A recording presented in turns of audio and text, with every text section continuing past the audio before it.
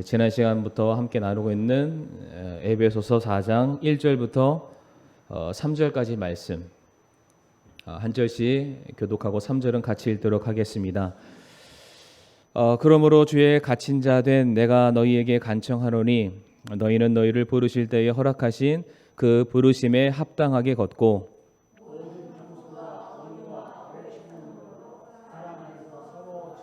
같이 읽겠습니다. 화평에 매는 띠로 성령이 하나 되게 하신 것을 힘써 지키라. 아멘. 말씀을 위해서 한 번 더 기도하겠습니다. 고맙고 사랑 많으신 아버지 하나님, 또 이 시간 또 저희들 하나님의 말씀을 또 듣기를 원합니다. 오늘 또 들려주시는 말씀을 통해서 또 주님의 몸된 교회를 저희가 더욱더 힘써 지키길 원하고 우리에게 맡겨주신 사명을 온전하게 감당해내기를 원하옵니다. 하나님 아버지에게 능력으로 허락하여 주옵시고 지혜로 함께하여 주시옵소서. 예수님의 이름으로 기도를 드립니다. 아멘.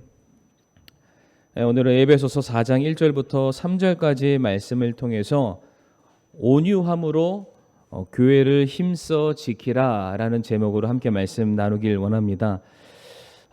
이제 지난 시간부터 에베소서 4장 1절부터 3절까지 말씀 나누고 있는데요. 지난 시간에는 교회를 힘써 지키기 위해서 필요한 조건으로서 겸손에 대해서 말씀을 드렸습니다. 성도가 가져야 될 겸손은 다름 아닌 우리 주님께서 우리에게 보여주셨던 겸손, 그 겸손을 우리가 가져야 된다라고 말씀을 나누게 되었죠.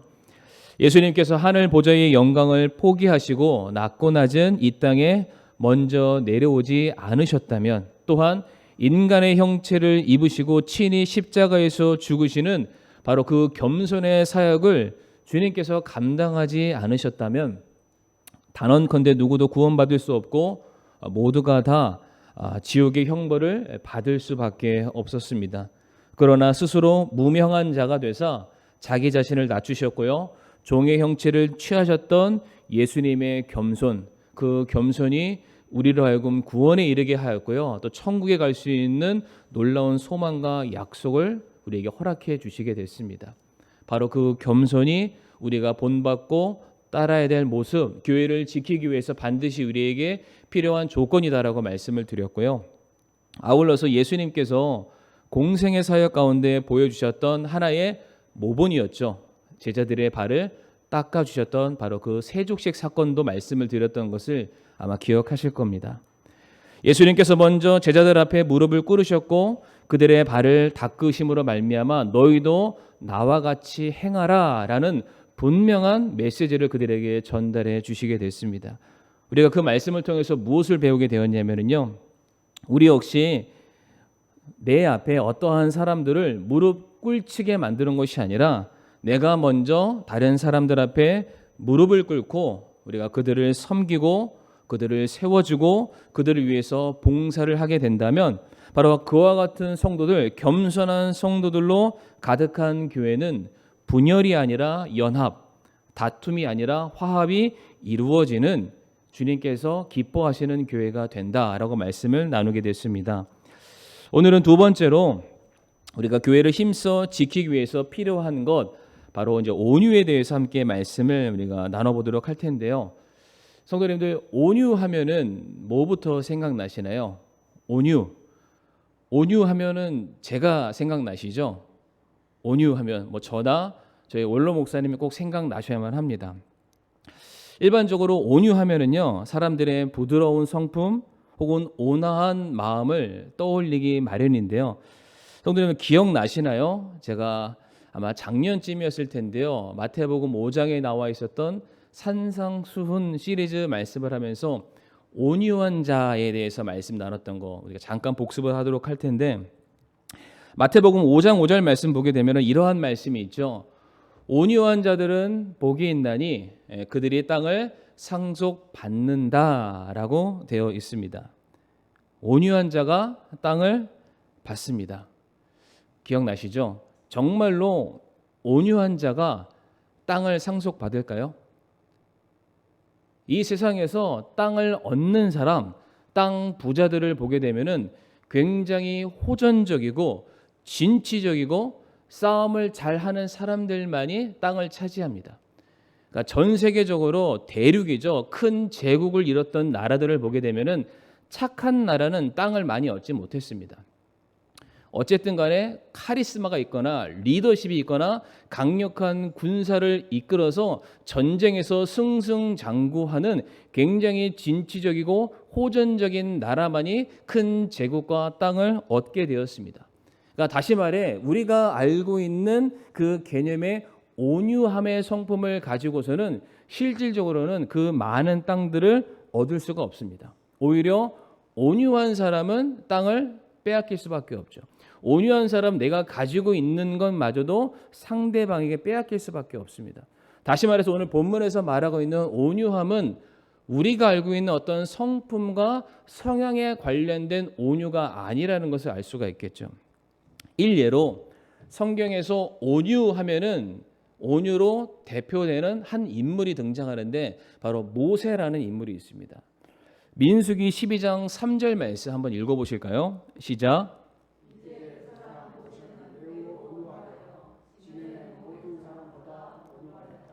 아멘.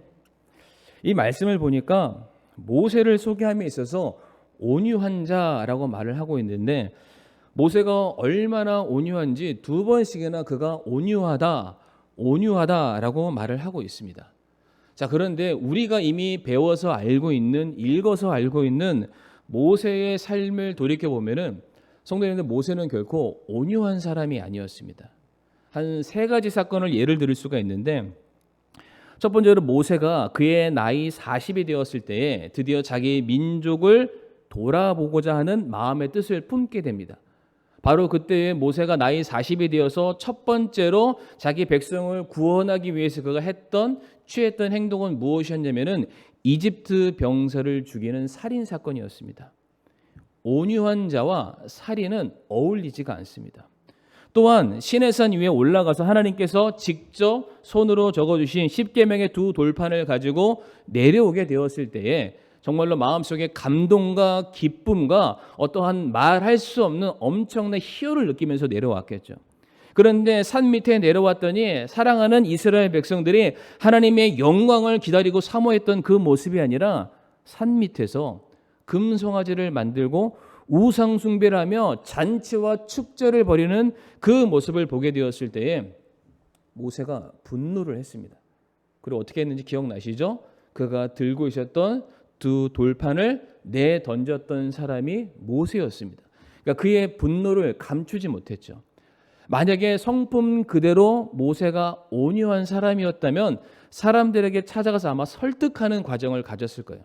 그런데 모세는 두말하지 않고 그 자리에서 즉결 심판을 내리기까지 합니다. 세 번째 사건을 보게 되면은 광야의 생활 속에서 이스라엘 백성들이 계속적으로 지속적으로 원망을 합니다. 이러려고 우리를 광야로 데리고 나왔습니까?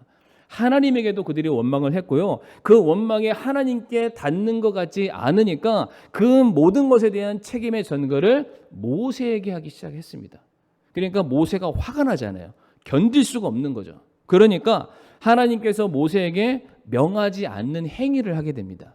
뭐냐면 이스라엘 백성들이 오늘도 마실 물이 없어서 기갈 가운데 원망하고 분노를 모세에게 쏟아내게 되자 분명 하나님께서는 모세에게 반석에 명하여 물을 내라. 그것이 너희를 목을 추이게 할 것이다 라고 말씀을 하셨는데 모세가 그 자리에서 자기의 지팡이로 반석을 내리치면서 우리가 너희를 위해서 반석에서 물을 내랴 라는 말을 하면서 하나님이 아니라 마치 자신이 물을 주는 사람처럼 행동했던 모습도 있습니다. 다시 말해 모세는 온유했던 사람이 아니라 자기의 감정을 감추지 못하고 그대로 표출했던 사람이 모세이기도 합니다. 그러니까 절대로 온유하다라고 말할 수 없는 인생을 살아왔던 사람이 모세였습니다. 그런데 아까 봤었던 민수기 12장 3절 말씀 보게 되면은 성경은 말하기를 모세로 하여금 온유하다라고 말을 하죠. 그리고 아까 봤었던 마태복음 5장 5절 말씀 보게 되면은 온유한 자는 뭘 받습니까? 땅을 상속받는다. 네, 성도님들 퀴즈입니다. 모세가 약속의 땅을 상속받았나요? 못 받았나요? 못 받았습니다. 그러니까 말씀 그대로면 모세는 온유한 사람이니까 땅을 상속받는 것이 맞죠. 그런데 그토록 온유했던 모세는 약속의 땅에 들어가지 못했습니다. 먼 발치에서 약속의 땅을 바라만 봤을 뿐 그 땅에 들어가지 못했습니다. 하나님의 말씀이 그의 삶의 성취가 되지 않았던 거예요. 그럼에도 불구하고 성경은 모세를 말하기를 그는 온유하다라고 말을 하고 있습니다. 그러니까 우리가 알고 있는 온유함과 성경에 말하고 있는 온유함에는 어떠한 차이가 있다라는 것을 우리가 알 수가 있는데, 이제 모세 말고 성경의 또 다른 온유에 대해서 설명을 드리도록 할 텐데, 이번에는 예수님께서 직접 자기 자신이 온유하다라고 말씀을 하십니다. 마태복음 11장 29절 말씀 같이 한번 읽어보실까요? 시작.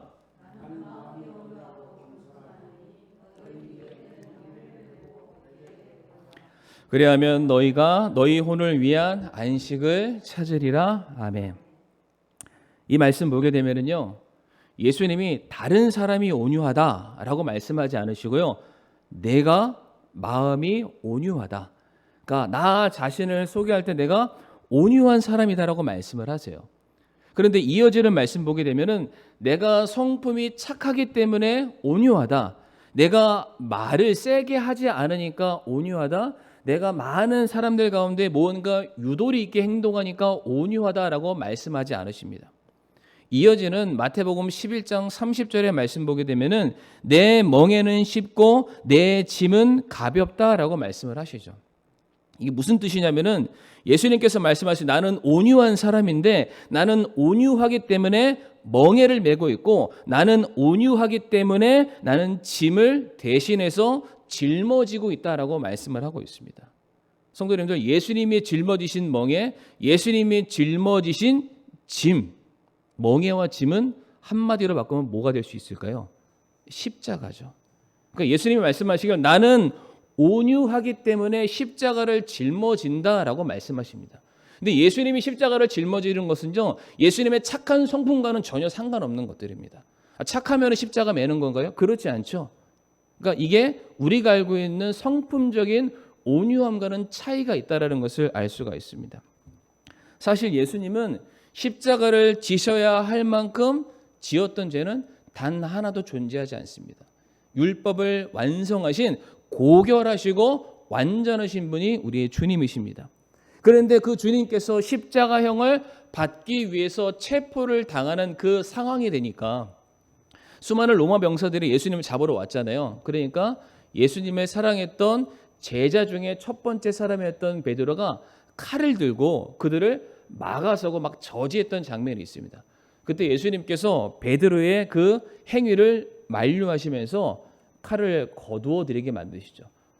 칼로 나온 자 칼로 망하리라 라고 말씀하시면서 예수님께서 베드로에게 뭐라고 말씀하시냐면은, 베드로야, 내가 지금 이 자리에서 하나님께 간구하면, 기도하면 하나님께서 12군단도 더 넘는 천사를 보내실 줄 너 모르냐.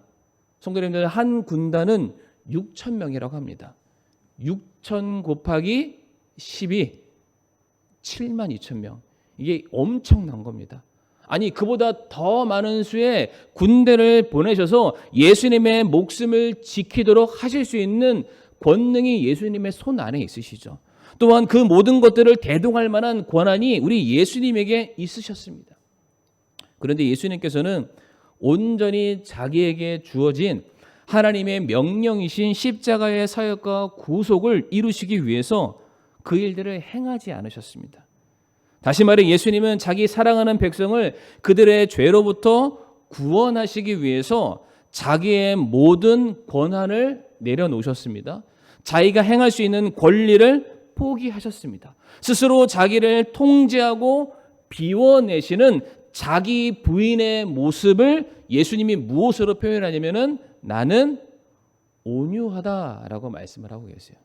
예수님의 온유하심은 착한 성품과는 차이가 있습니다. 다시 말해 자기 자신을 위한 삶이 아니라 자기를 보내신 하나님의 뜻을 이루기 위해서 내 권한을 내려놓는 것을 성경은 그것이 온유다라고 말씀을 하세요. 성도 여러분, 그런 차원에서 모세가 왜 온유할까요? 모세가. 이제 뭔가 연상이 되시죠? 히브리서 11장 말씀 보게 되면은 믿음의 장에서 모세에 대한 설명이 나오는데 히브리서 11장 24절부터 26절까지 말씀 보게 되면 믿음으로 모세는 나이가 들었을 때에 파라오의 딸의 아들이라 불리는 것을 거절하고 왕권을 받을 수 있는 자격을 포기했다라고 말합니다. 포기하는 대신 무엇인가를 포기했다면 더 좋은 것을 선택했다는 뜻이잖아요. 25절 말씀 보게 되면은 잠시 죄의 쾌락을 즐기는 것보다 파라오의 딸이 되는 것은 세상적인 관점으로 봤을 때는 모든 것을 다 얻는 엄청난 권한과 특권인데 그것을 잠시 죄의 쾌락이라고 완전히 평가절하하면서 말을 합니다. 그러면서 오히려 하나님의 백성과 함께 고난받는 것을 택했다. 왕권보다 이게 내게 더 유익하다라고 고백을 하죠. 또 그리스도의 치욕을 이집트의 보화보다 더 큰 재물로 여겼으니 이는 그가 주께서 보상으로 보답해 주시는 일에 관심을 두었기 때문이다 라고 말하고 있습니다. 그러니까 자기의 권한을 포기한 모세를 성경은 그가 온유하다라고 말합니다. 마찬가지로 자기의 권한을 다 내려놓으시고 신분과 특권과 모든 영광까지 다 포기하시고 십자가를 짊어지신 예수님을 성경은 또한 그분이 온유하다라고 말씀을 하세요. 그러니까 절대로 성품과는 상관없는 오히려 자기 부인의 모습을 성경은 그것이 곧 온유다라고 말씀합니다. 실제 이제 오늘 본문으로 돌아와서 교회를 힘써 세우기 위해서 우리에게 필요한 것은 첫 번째로 겸손이었고 두 번째로 온유다라고 말씀을 하시는데 이 온유의 단어의 뜻을 살펴보게 되면은 우리가 보고 있는 국어 사전 말고요. 성경에 헬라어로 쓰였으니까 헬라어 사전으로 보게 되면은 이 온유의 뜻이 조금 남다르다라는 것을 알 수 있습니다. 이 온유가 헬라어로 프라테우스라고 읽는데요. 그 뜻이 무엇이냐면은 사나운 야생 짐승을 길들이다라는 뜻입니다. 온유함이 무엇이냐? 야생성을 가진 사나운 맹수나 개가 주인을 만납니다. 진짜 주인을 만나서 길들여지고 훈련받는 과정을 말을 하는 것이죠.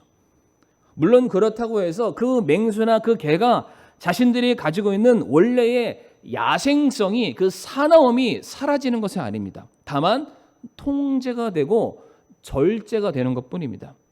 대신 필요하다면 내가 주인을 지키기 위해서라면 혹은 주인의 사인이 떨어지기만 하면은 거칠게 순식간에 상대방에게 달려가서 그의 목덜미를 물어뜯고 공격할 수 있는 그 야생성은 여전히 남아 있습니다.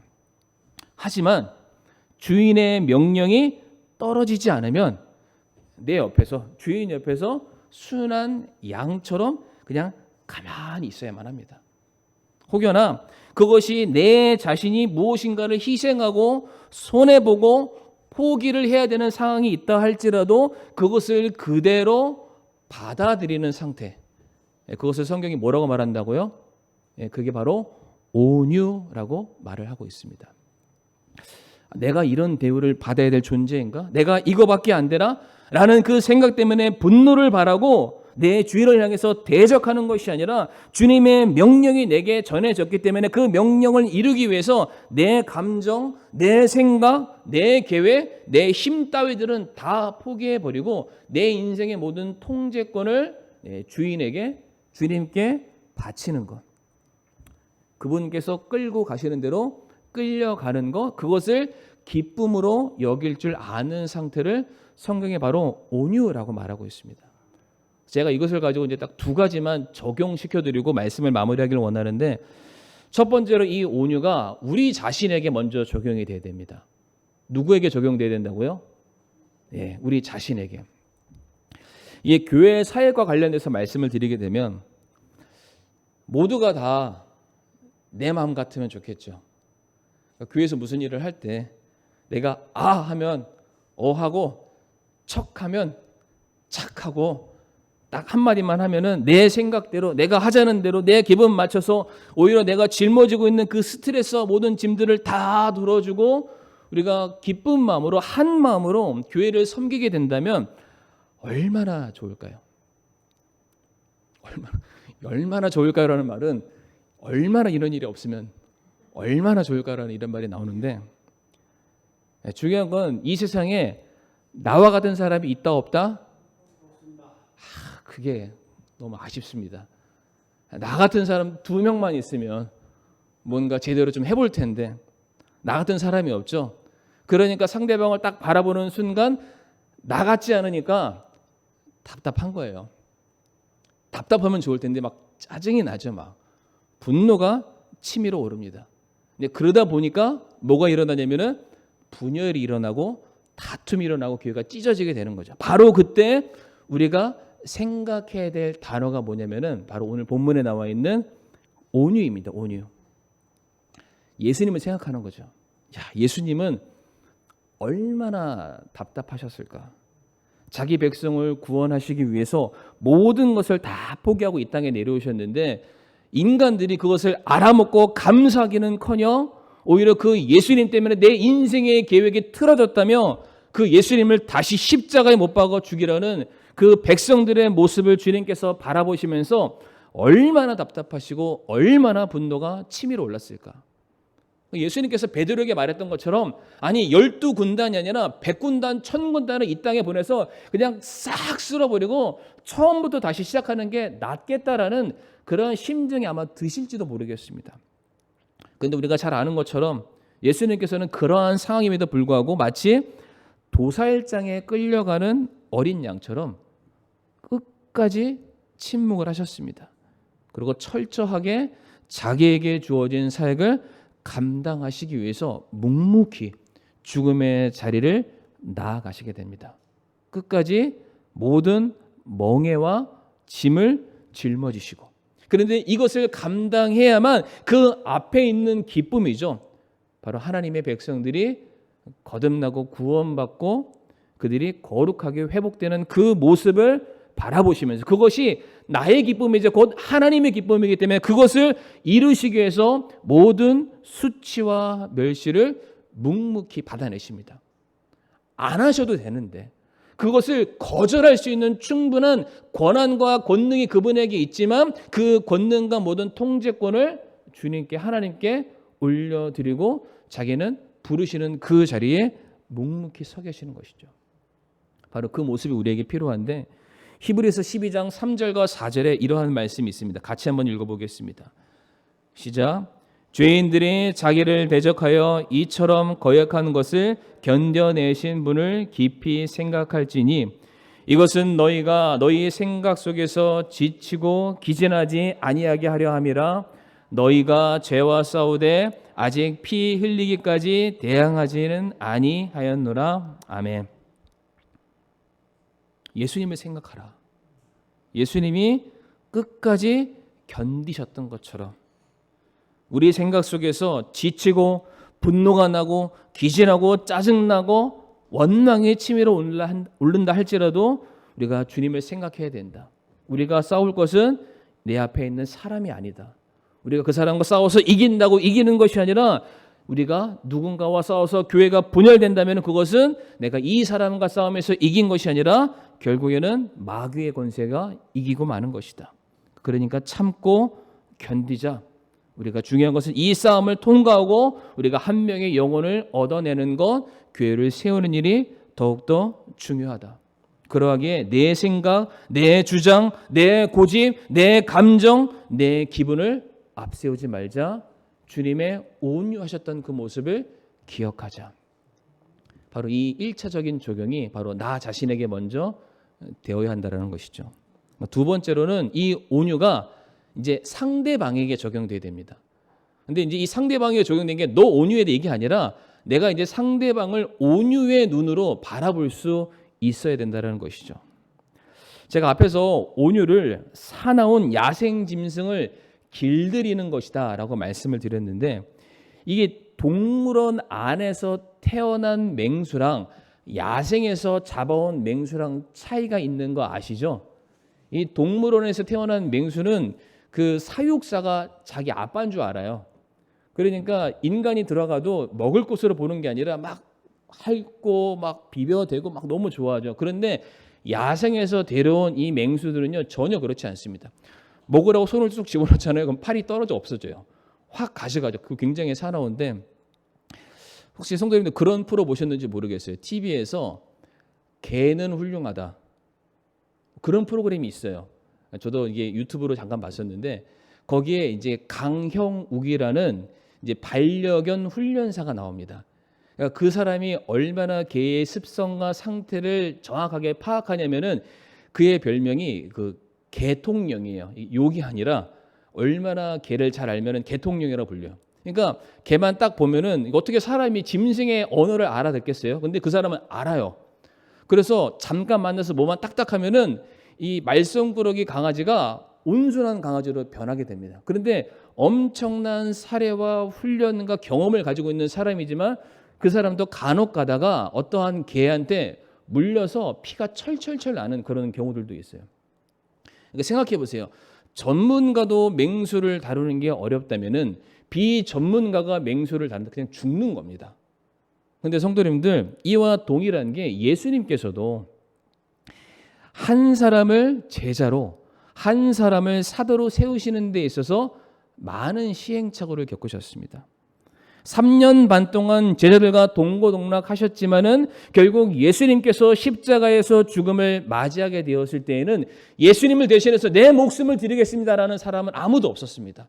다 도망쳤고요. 심지어 어떠한 사람은 예수님이 붙잡히시는 그 장면 속에서 예수님을 저주하고 부인하는 그런 사람들까지 있었습니다. 그러니까 예수님도 이런 시행착오를 겪었다면은 저와 성도님들이 한 영혼을 세우는 데 있어서 얼마나 많은 시행착오를 겪어야만 할까? 이 성도는요, 이제 막 야생에서 건짐받아서 교회라는 울타리 안에 들어온 사람들입니다. 그러니까 겉으로는 온순한 양처럼 보이는데 아직 그 안에 뭐가 있는 건가요? 야생성이 남아 있습니다. 그러니까 이 사람들이 예배 몇 번 들은 거랑 말씀 몇 번, 교회 사역이 몇 번 참여한 것으로 말미암아 갑자기 이 사람들이 사도 바울이나 베드로나 바나바처럼 변할 수가 없어요. 여전히 그들의 마음속에는 아직 길들여지지 않는 야생성, 세상을 향한 사랑하는 마음, 옛 습관 같은 모습들이 여전히 남아 있다는 것이죠.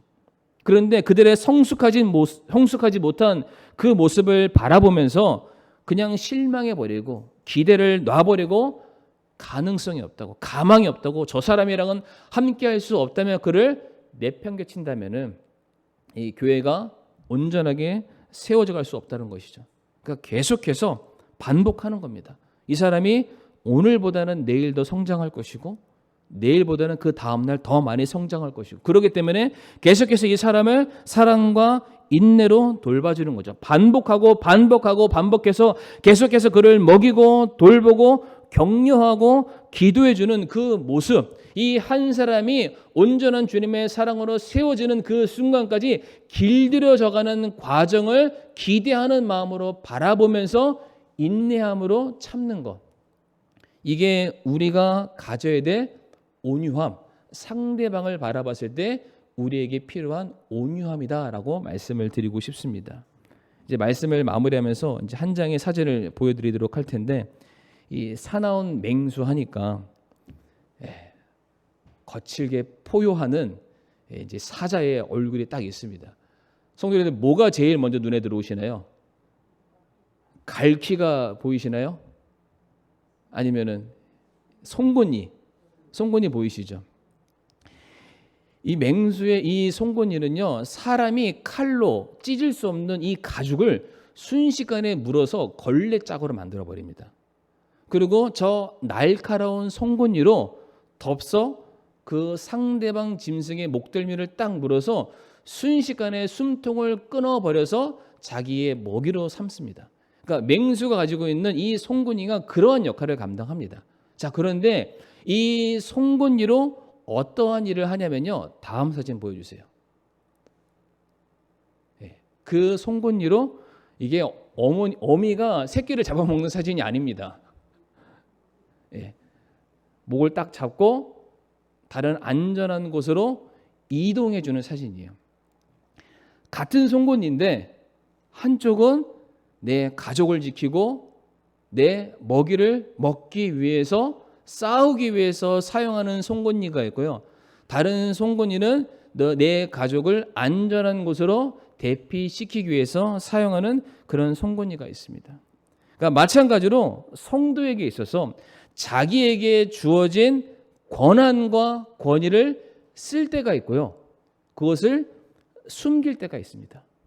내 생각을 주장하고 앞세울 때도 있지만 우리가 온유함으로 그것을 감춰야 될 때도 있습니다.